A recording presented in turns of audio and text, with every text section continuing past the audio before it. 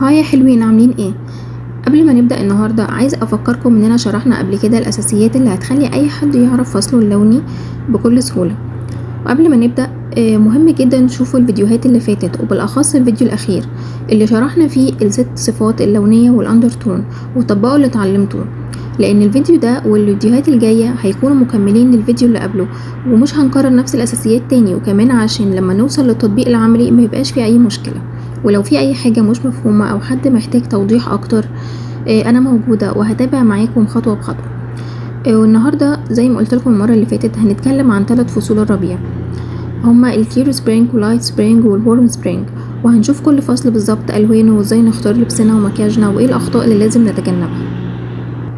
يلا بينا نبدأ مع اول فصل واللي هو الكير سبرينج، وهو الفصل اللي بتكون الوانه صافيه وواضحه ومشرقه، يعني فيها لمعه وحيويه، وهو انسب فصل للبشرات اللي بتبان منوره ومشرقه مع الالوان الدافيه الواضحه.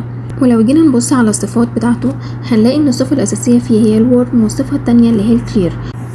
والبشرات اللي بتنتمي للكلير سبرينج دايما عندها اندرتون دافي، وده معناه ان لما تلبسي الوان فيها دفى ولمعه ملامحك هتبان مشرقه اكتر، عكس الالوان البارده او الباهته اللي بتطفي اشراقتك.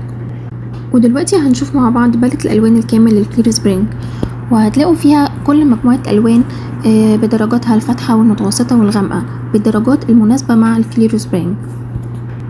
كمان هتلاقوا الدرجات المحايدة أو النيوترالز اللي هي الإيفوري واللايت جراي والتوبا والشاركول والبلاك.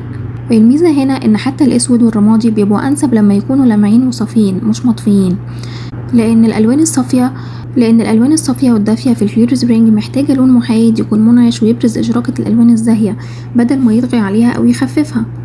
زي مثلا ممكن نستعمله في قطع أساسية زي البنطلونات أو الجاكيتات أو الأحذية أو الحقائب، لأنهم كمان أوقات كتيرة بيساعدوا على توازن الإطلالة بتاعتك، بحيث يدي فرصة لألوان الكلير سبرينج المشرقة تبان بشكل أجمل وواضح أكتر. وهنلاقي دايما الكلير سبرينج بيلاقي عليه اللبس فيه حيوية ولمعان، زي فساتين بألوان فاتحة وزاهية زي ألوان المرجاني والفستقي، وبلوزات أو توبات بألوان تركواز أو الوردي الكورال، وجواكت بلون ليموني او بيج دافي. الاهم ان تكون الالوان صافيه ومشرقه وما تبقاش مطفيه او غامقه زياده عن اللزوم. حتى في المكياج نفس الفكره بتبان اكتر في البلاشر باللون الخوخي او الاورنج الفاتح، وكمان ليبستيك كورال لامع او وردي دافي، والشادو نستعمله بدرجات دافيه زي الذهبي او التفاحي الفاتح. واكتر غلطه بنشوفها من صاحبات الفصل ده ان هم يختاروا الوان مطفيه او باهته، زي مثلا البني الغامق او الرمادي الغامق برضو المطفي، او الاخضر الزيتوني الكئيب. الالوان دي بتقلل من اشراقتك الطبيعيه وبتخلي ملامحك تبان باهته. ونفس الكلام للمكياج، تجنبي احمر الخدود الروز المطفي او بني الغامق لانهم مش هيبرزوا جمالك الطبيعي. وتاني فصل معانا هو اللايت سبرينج، وهو اكتر فصل بيتميز بالالوان الفاتحه والناعمه، يعني انسب للبشرات والشعر الفاتح، والوانه دايما فيها احساس بالنضاره والهدوء. وهنلاقي فيه ان الصفه الاساسيه عنده هي اللايت والورم، والصفة الأساسية اللي بتميزه عن غيره هي إن هو سوفت. كمان زي كل فصول الربيع اللايت سبرينج عنده الأندرتون دافي، وده معناه إن ألوانه القريبة من الدرجات الدافية بتبرز إشراقته الطبيعية، لكن لازم ناخد بالنا إن الدرجات دي تكون أفتح من فصول الربيع التانية. ودلوقتي هنشوف الباليت الكامل ليه، واللي برضو بيضم كل الدرجات الفاتحة والمتوسطة والغامقة اللي بتنتمي ليه. والألوان المحايدة هنا هي الأوف وايت واللايت جراي والتوب والورم جراي والميديوم جراي والسوفت بلاك.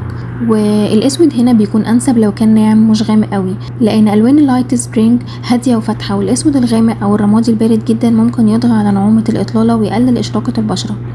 وبنستخدمه في قطع اساسيه زي البنطلونات والجاكيتات والاحذيه والاكسسوارات. وزي ما قلنا اللايت سبرينج بيليق عليه لبس الوان فاتحه وناعمه زي قمصان او بلوزات بالوان الباستل الفاتحه زي المنت والبيبي بلو، والفساتين الشيفون الناعمه بدرجات كورال فاتح او وردي خفيف. وكمان ممكن قطع الكاجوال بدرجات ليموني دافي او خوخ، وكمان قطع الكاجوال بدرجات ليموني دافي او بيتشي. والمكياج هنا بيفضل يكون بسيط وناعم زي البلاشر الوردي الفاتح او البيتش الخفيف، وكمان الليبستيك يكون بيتشي او كورال فاتح لامع. والشادو ممكن تستعملي الليموني الدافي او الوردي الفاتح لانه بيبرز اشراقة العين اكتر. ومن اكبر الاخطاء ان اصحاب فصل اللايت سبرينج يختاروا الوان غامقه جدا او صافيه جدا. الالوان دي بتطغي على نعومه بشرتهم وبتقلل اشراقتهم الطبيعيه، زي مثلا الوان الازرق الغامق والفوشيا الصارخ او الاسود الغامق او الرمادي البارد. فالاختيار الافضل دايما ليكوا هو الالوان الناعمه الهاديه اللي بتكمل اشراقه ملامحك. واخر فصل معانا في مجموعه الربيع هو الورم سبرينج، ومن اسمه الوانه هتكون دافيه ومشرقه وتدي احساس بالحيويه والدفء، يعني انسب للبشرات اللي فيها لمسه دافيه او ذهبيه، والوانه دايما فيها احساس بالطاقه والبهجه. وصفاته الاساسيه هي انه وورم، والصفه التانية ليه هي انه متوسط وغامق، والصفه الثانويه اللي بتميزه عن غيره هي انه كلير او صافي، يعني الوانه هتكون دافيه ومشرقه وطبيعيه وبتبرز الطاقه والحيويه. وزي كل فصول الربيع الاندرتون بتاعه وورم. ودلوقتي هنشوف باليت الالوان الكامله لفصل الورم سبرينج، وهي الالوان المحايده هنا هي الايفوري والكريم والورم توبا والشوكليت براون والبلاك. كمان هنا مهم اننا نستعمل الاسود يكون ناعم ودافي مش غامق جدا علشان يبرز دفء الالوان، لاننا دايما بنستعمل الالوان المحايده في ان هي تكمل الالوان الدافيه المشرقه الاساسيه لينا من غير ما تضغي عليها او تطفيها، بحيث الالوان المشرقه اللي اخترناها تبان جنبها بشكل اجمل. وهنشوف مع بعض قطع الملابس بالوان دافيه ومشرقه اللي بتليق مع الورم سبرينج، زي قطع الاورنج والذهبيه والكريميه، زي التوبات او الفساتين بالوان دافيه زي الكورال والكريمي او البيتشي. وكمان الالوان دي في القطع الكاجوال بتدي احساس بالطاقه والحيويه. والمكياج هنا بنستعمله يكون دافي ومشرق، فهنختار ليبستيك يكون اورنج دافي او كورال، والبلاشر يكون بيتشي، وشادو ذهبي او كراميل ان بيبرز دفء العين اكتر.